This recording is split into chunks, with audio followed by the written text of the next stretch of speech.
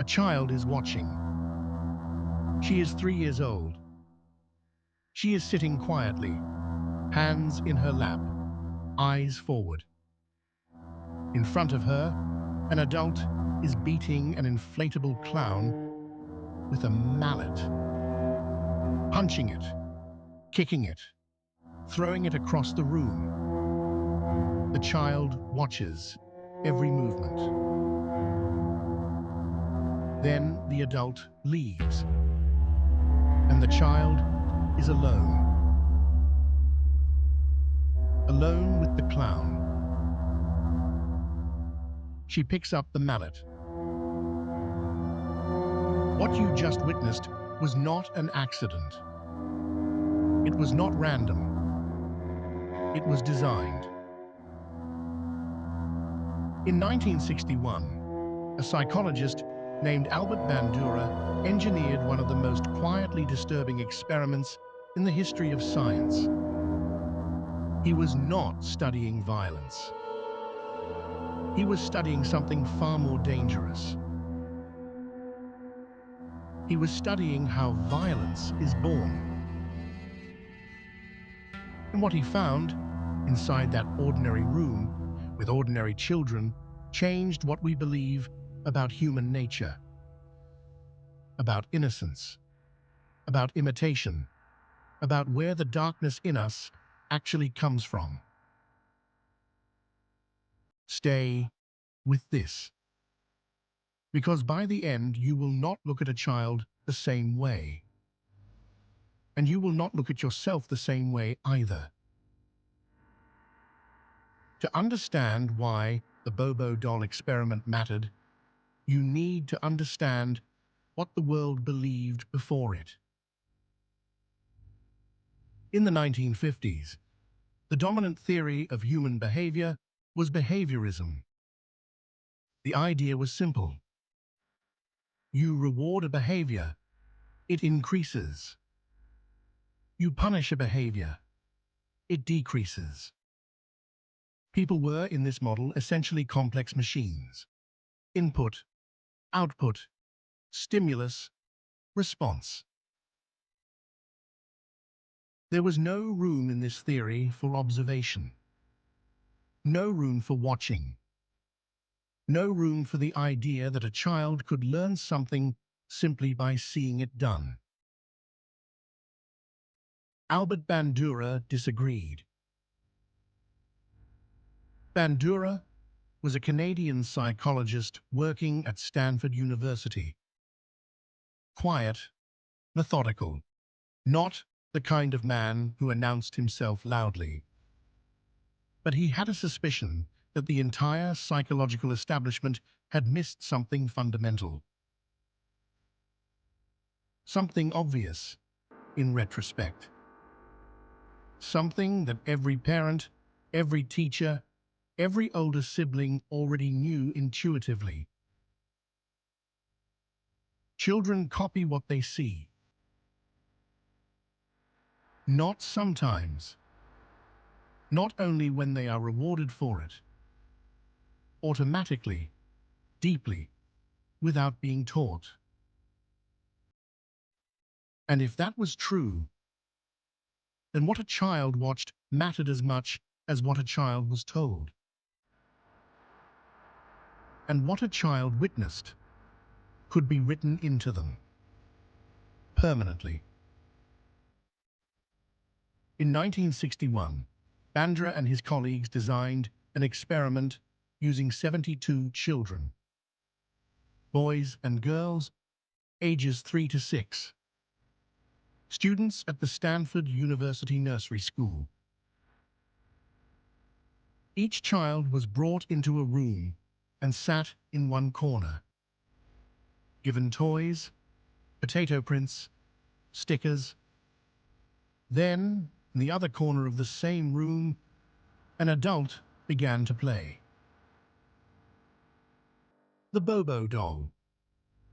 5 feet tall, inflatable, painted with a wide, fixed grin. For the children in the aggressive condition, the adult did not simply play with the doll. They attacked it.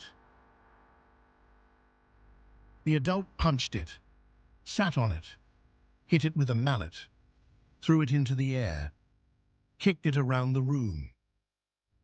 And while doing this, said specific phrases, scripted, rehearsed. Sock him in the nose. Hit him down.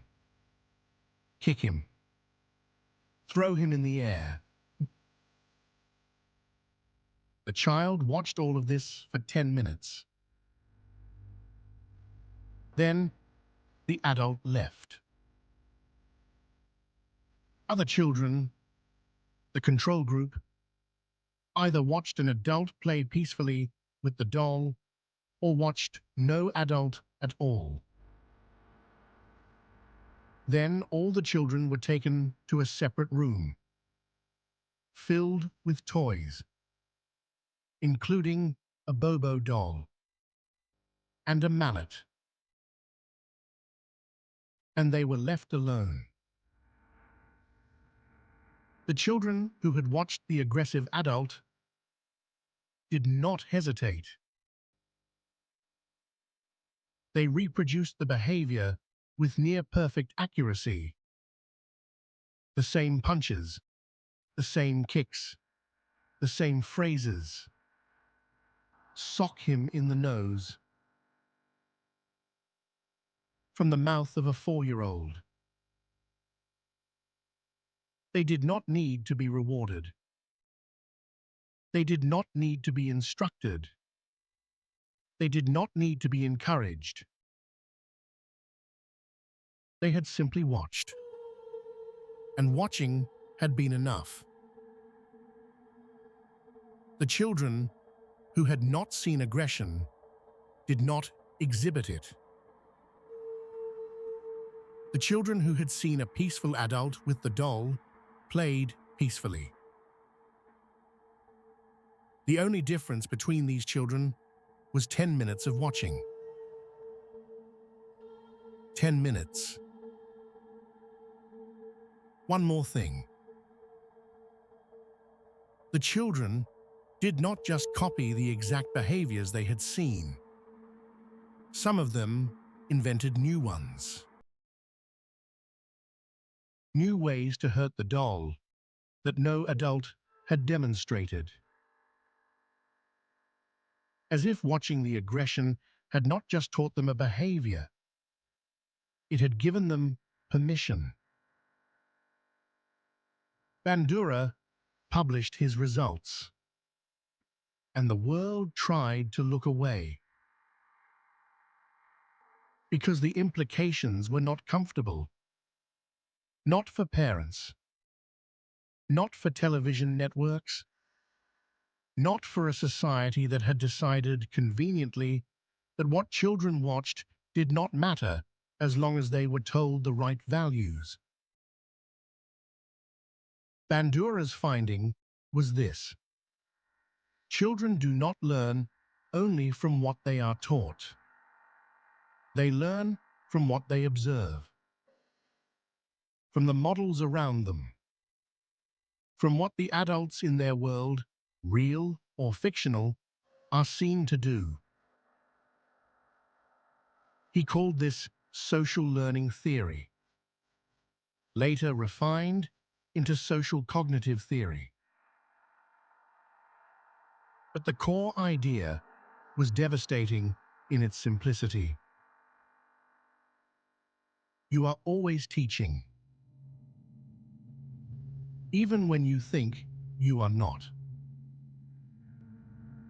Every action you take in the presence of a child is a demonstration, a curriculum, written not in books, but in the nervous system of the person watching you.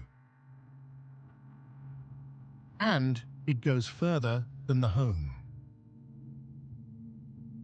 Bandura's theory predicted something that the television industry spent decades denying. That media, film, television, and eventually everything that came after, functions as a model. that a screen is not a window. It is a teacher. And the children watching it are not passive observers. They are students. But science does not exist without challenge. And the Bobo doll experiment has been challenged. Critics pointed out, correctly, that a Bobo doll is designed to be hit. It is a toy built for physical play. Children may have understood the doll as something that is supposed to be punched, regardless of what they had watched. Others argued that laboratory aggression toward an inflatable toy does not translate directly to real-world violence against real people. These are valid points. Bandura never claimed otherwise. But here is what the critics could not explain away: the precision of the imitation. Not just the aggression, the specific phrases, the specific movements, reproduced by a 4-year-old from a single 10-minute exposure.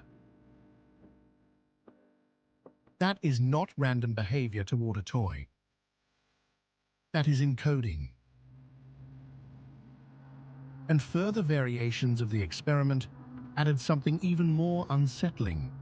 When Bandura replaced the live adult with a film of the same adult doing the same things, the children still copied,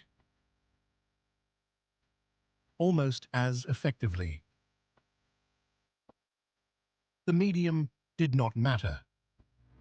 Real or recorded, live or broadcast. The learning happened either way. Bandura ran his experiment in 1961. Before the internet, before social media, before a child could access, in the palm of their hand, an infinite library of human behavior, curated by an algorithm that does not care what is being learned. His question was, does observing aggression produce aggression?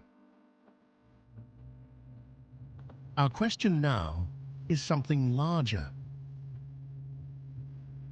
When a child watches thousands of hours of content, any content, what is being written into them?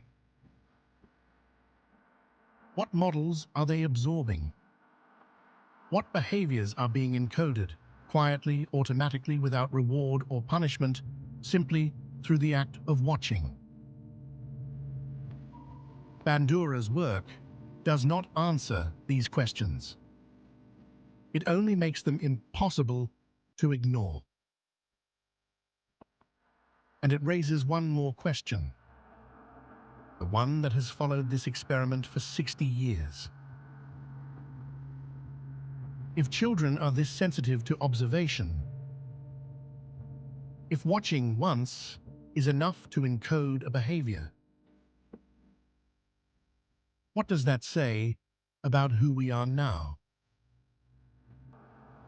About the adults we became? How much of what you do today, what you say, how you treat people, how you respond to frustration, how you handle power, is yours? And how much of it is a precise imitation of something you once watched in a room before you were old enough to choose? Albert Bandura died in 2021. He was 95 years old. He had spent 60 years building on that first experiment, refining it, defending it, extending it into everything: education, therapy, public health, the psychology of violence. His concept of self-efficacy, the belief in your own ability to act effectively, became one of the most studied ideas in psychology. But this experiment, the first one, the one with the children and the mallet and the grinning inflatable clown, remains the one that follows him. Not because it was the most sophisticated, but because it was the most honest. It told us something we did not want to know. That children are not born violent, and they are not born peaceful. They are born watching, and they are learning from us, all of us, every moment we spend in front of them, whether we know it or not, whether we mean to or not, whether we are paying attention or not.